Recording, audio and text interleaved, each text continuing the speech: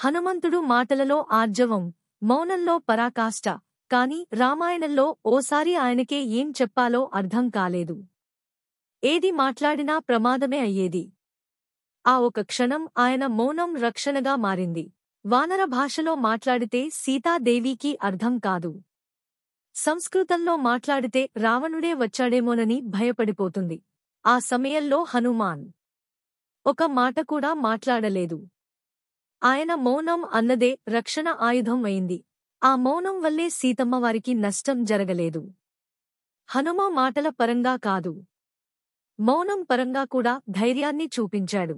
ఎప్పుడు మాట్లాడాలో, ఎప్పుడు మౌనంగా ఉండాలో తెలిసినవాడే నిజమైన ప్రజ్ఞావంతుడు. హనుమ అంటే అదే. మీరు దేవుని మీద నమ్మకం ఉంటే కృష్ణ కథ బైట్స్ను సబ్స్క్రైబ్ చేయండి. హిందూ మత పౌరాణికతను సులభంగా తెలుసుకోండి. ఈ వీడియోని కనీసం 10 మందికి షేర్ చేయండి. లైక్ చేయండి. మీ తోటివారితో ఆధ్యాత్మికతను పంచుకోండి.